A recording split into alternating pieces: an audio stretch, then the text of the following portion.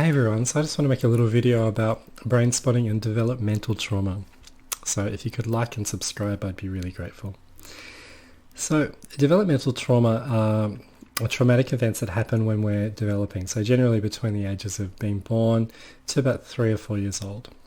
I'd say it can also include a bit older as well. But basically there's a stage of development which gets interrupted. And it can be interrupted by a whole manner of things. It can be interrupted by neglect, it can be interrupted by abuse, it can be interrupted by medical intervention, it can be interrupted by separation, it can be interrupted by illness, it can be interrupted by many other factors, environmental, relational. But what happens is it creates some type of a break and some type of kind of a maladaptive or an adaptive structure within the person in order to cope. So the use of brain spotting is really interesting with developmental trauma because often brain spotting will take you back to an early experience, one that is seemingly unrelated to your current experience. So an example of that is right now in my relationship I'm being triggered by something that my partner's doing. And it seems like we're on repeat, and we just keep having this same fight, and it's about something. And when I do brain spotting of that, it enables me to get in touch with that immediate sensation and that immediate response to that disagreement or that argument. But when we stay with the brain spotting, it really often it takes us back. And it takes us back really far. So it usually takes us back and shows us the different times in our lives that we've had similar reactions to seemingly unrelated events. And this is really fascinating. And as you do deeper work with brain spotting, it usually takes you all the way back to the developmental stages, which are usually pre-verbal, which means before you've learnt to talk and before your memory capacity has been developed sufficiently in order to access this kind of cognitive memory. And it can be really hard to work on that level because it's all about implicit body response. So that memory of that time is not kept in our rational and conscious awareness. It's stored in our body and our implicit memory. It's the memory of the body. So implicit memory can show up as autoimmune problems. It can show up as chronic pain. It can show up as chronic fatigue, fibromyalgia. It can show up as focus problems, attention problems. It can show up as personality issues as well.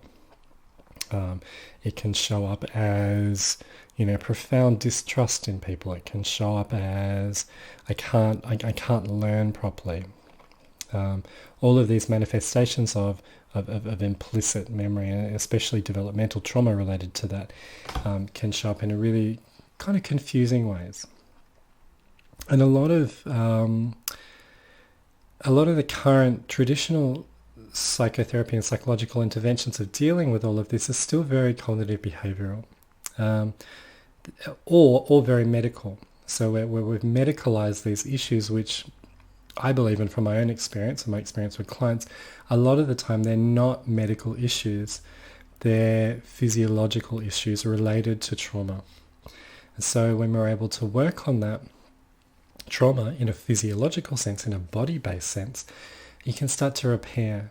And brain spotting will take you back. So I'll just describe to you one of my experiences with healing some of my developmental trauma with brain spotting to give you a bit of an idea, because it sounds a bit strange and it can be very confusing. It's a fairly dense topic. So as a child, when I was 18 months of age, I got meningitis. So meningitis is I was lucky that I had viral meningitis, not bacterial meningitis, but it was still quite severe. Meningitis swells the brain, really high fever, really a lot of pain as well. And at 18 months of age, I had to be separated from my mother and I had to be put in hospital for a period of time. I also had to receive a lumbar puncture in my spine. And so that's developmental trauma. The combination of being separated from my mother, plus having that medical trauma of being in hospital as a baby, but also having that lumbar puncture. And then there's a relational aspect of the trauma as well, which was my mother was holding me at the time when I received the lumbar puncture. So as a baby, I was associating safety and connection with my mother with also being administered a medical intervention which was highly traumatic and incredibly catastrophic for my nervous system. So, and because this is a crucial age of development in terms of developing personality structure, in terms of developing relational dynamics, in terms of developing a central nervous system and kind of how our central nervous system learns how to regulate itself. When we have these really activating and traumatic experiences, it throws chaos into our system. In a way, it's like pouring water onto a circuit board. In certain circuits just are fried. And because I was born at a time where we had a very, very limited understanding of what these events do to you, we weren't really shown how to repair that, especially for a child of that age. And so I grew up and I seemed to live life with a very, very kind of a highly dissociated sense of being with my own self because of that experience. It was too much for me to handle, so I dissociated from myself in many ways. I dissociated from my body as a way to keep me safe, as a way to manage that event. But as I grew up, I noticed that it really impacted on my relationships. It impacted on my anxiety, particularly, and my depression. It pushed me into self-soothing activities. It also pushed me into very, very strong and dangerous relational dynamics, which also provided kind of ongoing and repeated trauma as well.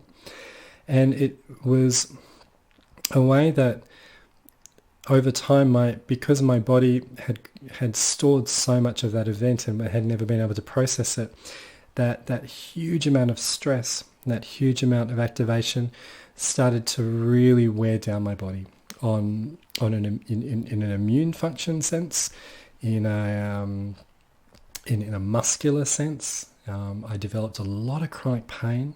I started having seizures. I couldn't focus. I couldn't read for a long time. There was just a lot going on. The huge amount of stress carried forth from that time created just a lot of different problems, which took a lot of time to figure out how to best deal with it. Brainspotting has been probably one of the most effective ways at dealing with that I've ever encountered. And the reason being is that Brainspotting engages the subcortical region of the brain, which is more related to our implicit memory.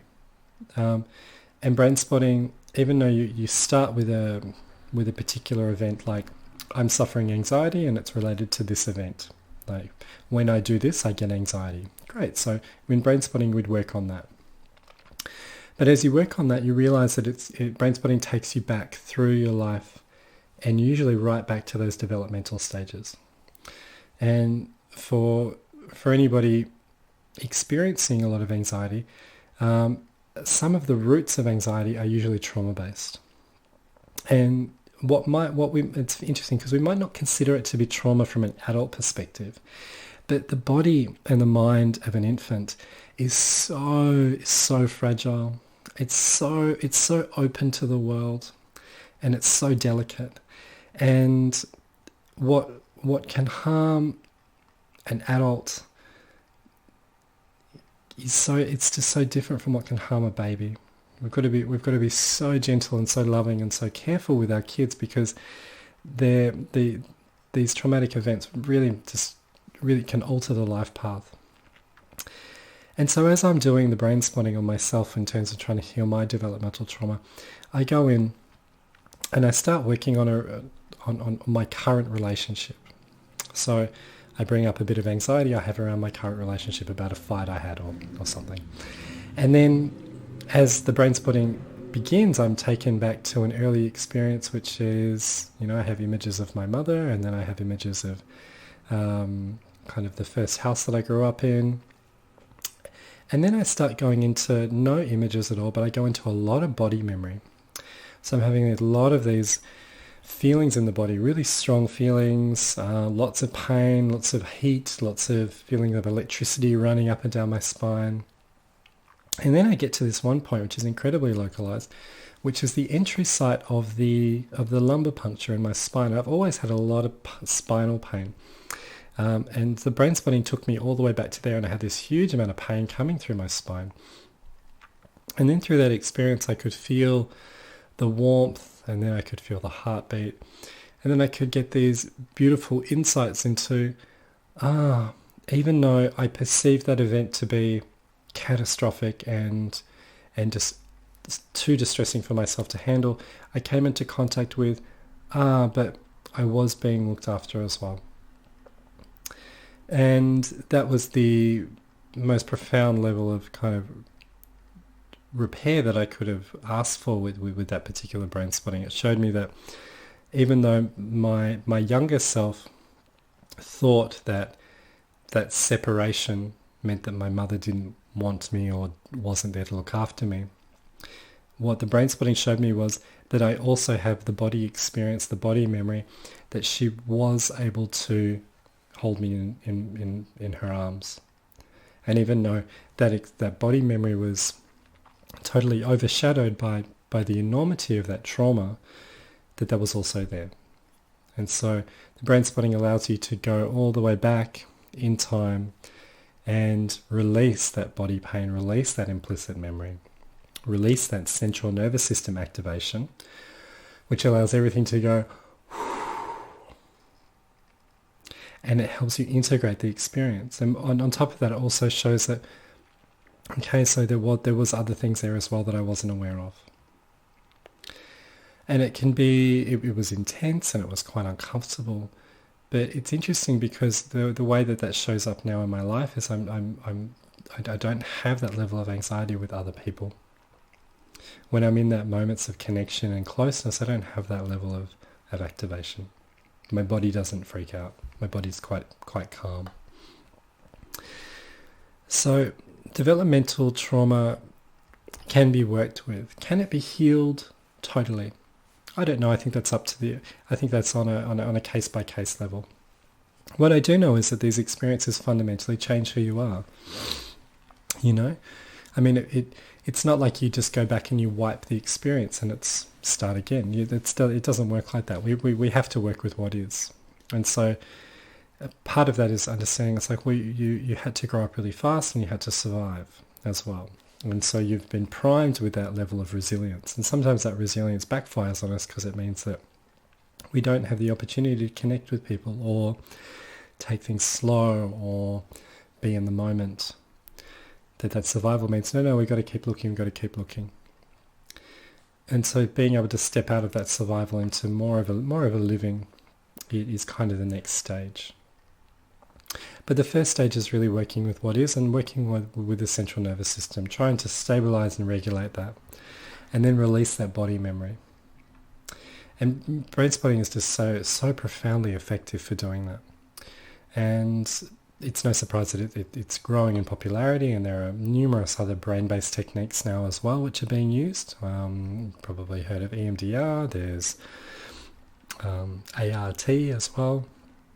Mindfulness, focusing. There's quite a few now, and it will continue to grow. And the reason it's growing so rapidly is because this is the new frontier of how to work with trauma.